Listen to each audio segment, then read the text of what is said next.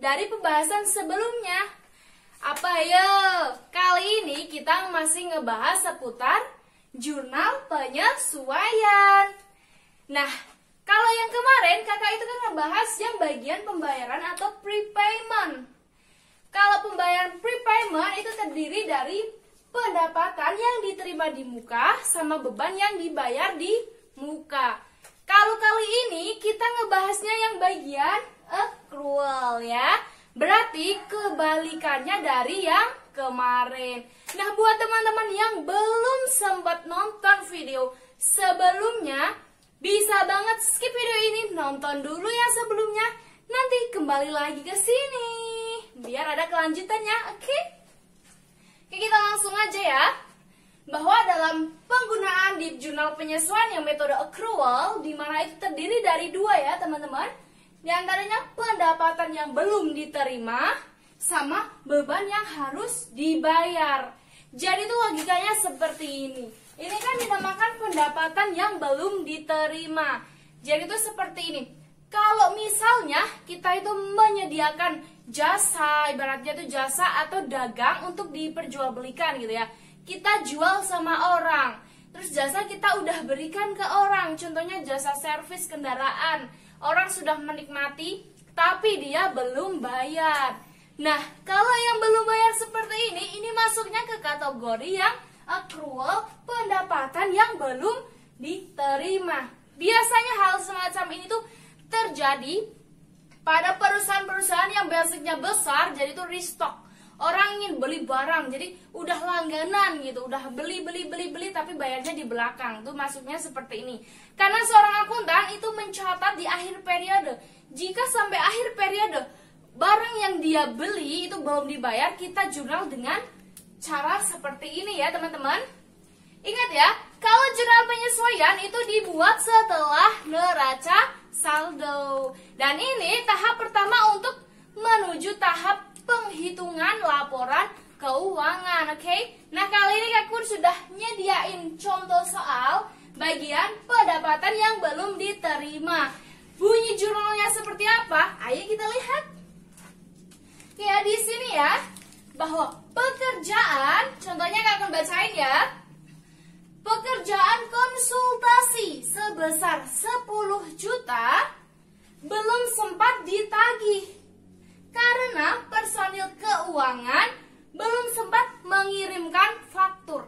Nah, faktur itu apa? Faktur itu tuh bukti pembayaran ya.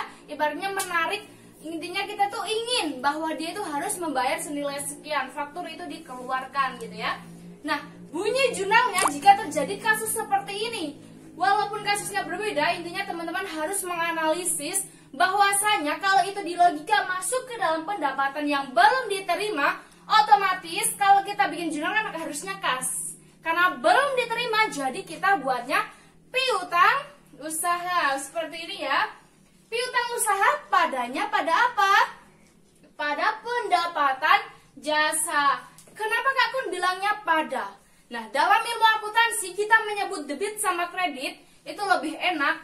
Beratnya tuh piutang usaha pada pendapatan jasa. Secara logika piutang usaha ini debit dan pendapatan jasanya itu kredit ya.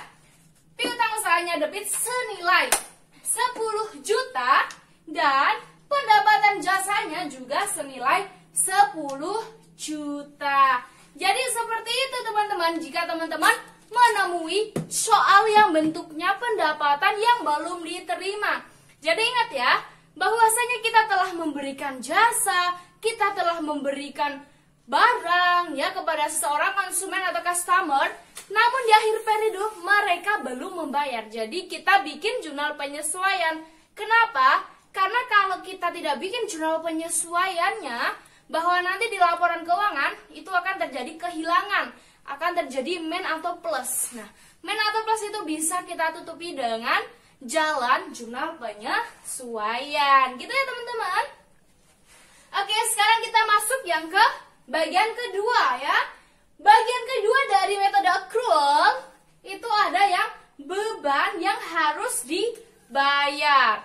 Sama halnya dengan pendapatan yang belum diterima. Beban yang harus dibayar berarti ada sesuatu yang kita telah terima, kita telah rasakan. Ibaratnya bebannya itu tuh kita telah terima, kita rasakan. Contohnya gaji.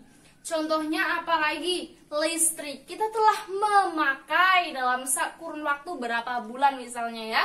Ataupun gaji. Kita telah memakai tenaga seseorang setelah 1 bulan.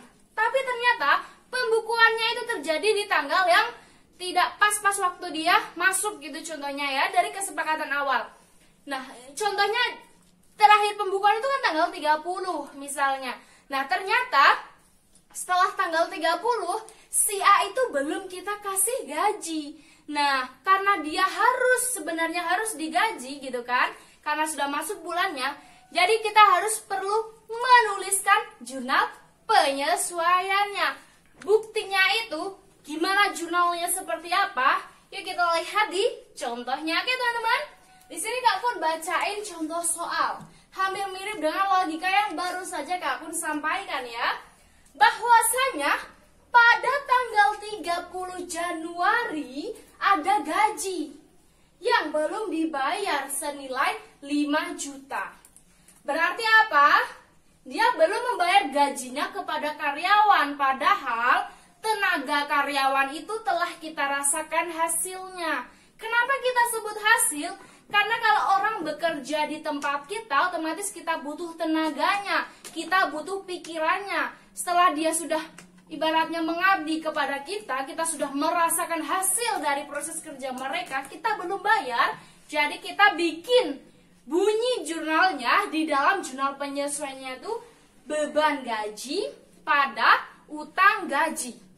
Kenapa kita bilang utang? Karena pada dasarnya kalau kita sudah ngebayar itu kan yang keluar itu adalah bagian kas.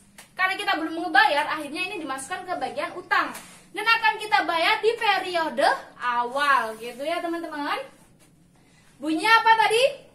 Beban gaji pada utang gaji. Di mana beban gajinya itu terdapat di bagian debit senilai 5 juta dan utang gajinya di bagian kredit senilai 5 juta. Seperti itu ya teman-teman. Jadi untuk pembahasan jurnal penyesuaian itu tuh sebenarnya itu menyesuaikan dengan kondisi perusahaan, menyesuaikan dengan ibaratnya itu problematika perusahaan. Misalnya di akhir periode ada pencatatan yang belum tercatat, bisa kita masukkan ke jurnal penyesuaian. Atau yang segala macam bentuknya bisa kita sesuaikan tergantung dengan logikanya gitu ya teman-teman. Intinya kita harus menguasai pendebitan sama pengkreditan gitu. Oke, jadi pembahasan untuk jurnal penyesuaian sampai di sini ya teman-teman. Ingat, yang belum sempat nonton di bagian pembayaran atau prepayment, teman-teman wajib nonton. Kenapa? Karena ini masih satu golongan. Cuma Kak Kun pecah biar pembahasannya itu lebih detail dan juga biar enak gitu ya untuk didengarkan, kita nggak jenuh gitu ya. Oke teman-teman, nah buat teman-teman yang masih kesulitan di jurnal penyesuaian atau punya studi kasus tentang jurnal penyesuaian yang berbeda dengan contoh soal yang Kak Kun berikan, boleh banget teman-teman tanyakan di komentar. Nanti pasti Kak Kun akan bahas di next video, oke? Jadi cukup sekian video kali ini ya. Intinya kita harus